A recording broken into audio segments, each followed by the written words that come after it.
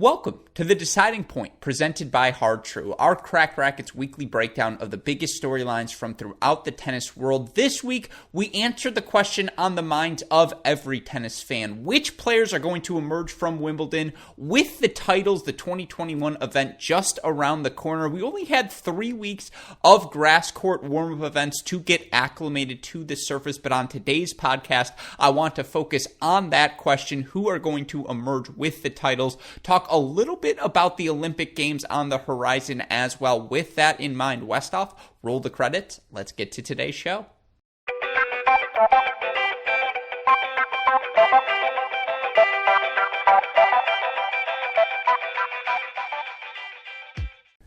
Now, Cracked Racquets fans know I am not afraid to throw around a hot take or two on these shows, but if I told you there was a rankings list that has Novak Djokovic 1, Marin Cilic 2, Hugo Humbert 3, Matteo Berrettini 4, and FAA number 5, you'd probably think I made that list up, but in fact, that is the current rankings of the Tennis Abstract grass court specific ELO ratings right now after these first 2.5 weeks of play of grass court warm-up events. And again, it's such a limited sample size. I cannot emphasize that enough. The fact that you have guys like Sam Querrey and John Isner, Feliciano Lopez ranked inside the top 10 as well, that speaks to the fact that perhaps it's not the most accurate metric in the world right now. But the reason it looks the way it does is because these past 2 weeks we saw a couple of players enter the winner's circle and certainly solidify themselves as players you want no part of early on at Wimbledon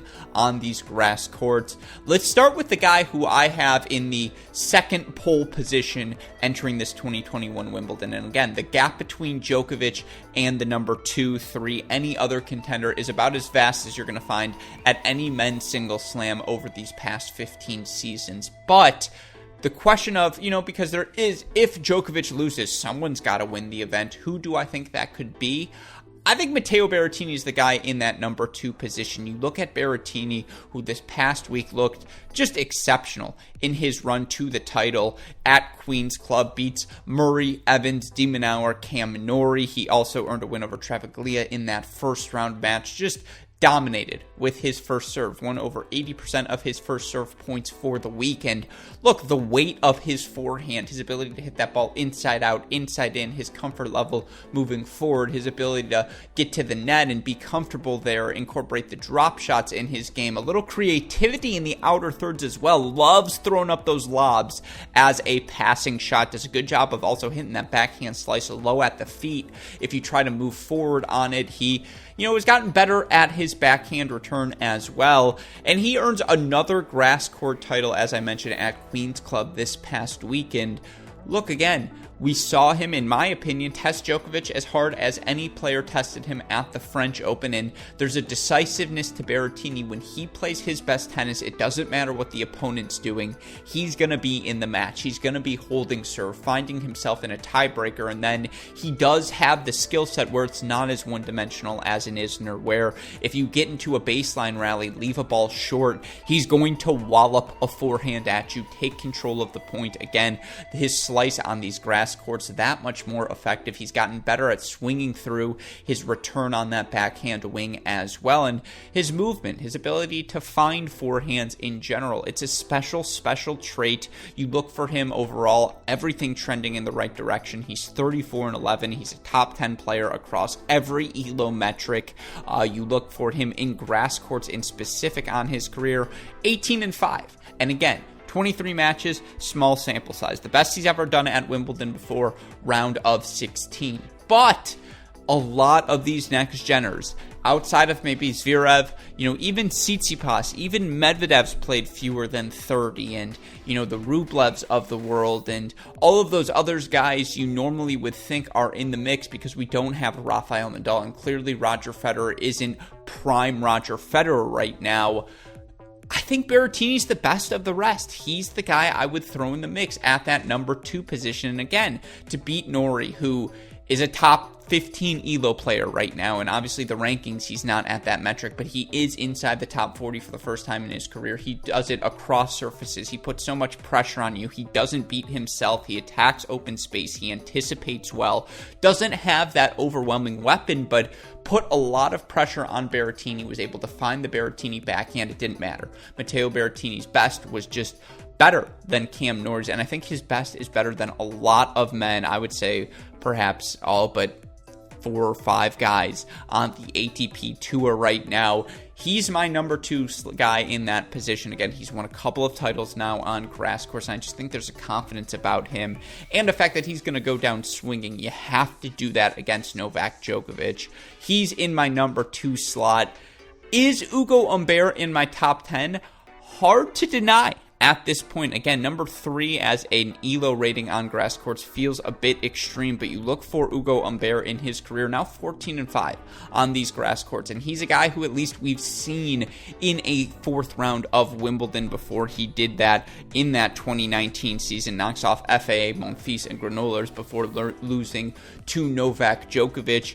He gets a title on a grass court now as well, and look, it was a gauntlet of a draw for him. He beats Querrey, Zverev, Korda, FAA, and Rublev to earn the ATP 500 level title.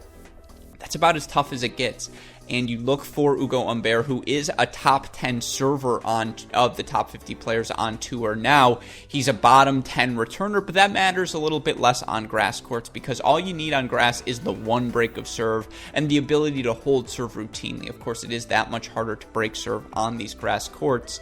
And Humbert does play that tricky sort of game style. His ability to dig balls out at his feet and just slap them down the line, and his decisiveness, willing to go cross-court big, willing to go short angle, willing to go down the line, willing to play drop shot. You just never know what Hugo Humbert is going to throw at you, and that spontaneity translates very well to these grass courts. And again, of all of the next geners, at least we've seen him have success on this surface before, even at the ATP level, that much more important.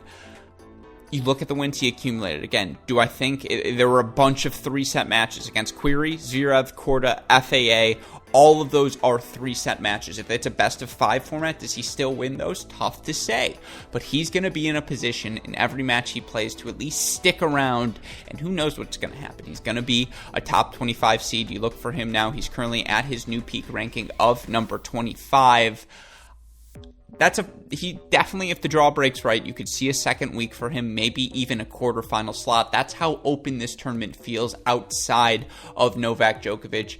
Keep your eye on Hugo Humbert. I will say for FA to follow up his final with a semifinal the next week, and now he's got the week off heading into Wimbledon. That's very, very good news for young FAA fans. I think this could be the slam. We see him second week quarterfinals as well in the mix. If you're a fan of a Zverev or a Medvedev who lost early last week, rest assured they're going to be fine. It was just a quick transition from them from clay courts to the grass, but again, that's 2 notables. If you're looking, the question we're trying to answer today, who's going to win Wimbledon? I don't know about Hugo Humbert, but if it's not Novak Djokovic, I think Matteo Berrettini's a pretty good bet to get the job done in London. And if he's on the opposite half of the draw, it would not shock me at all to see him as the guy who tests Novak in that Wimbledon final.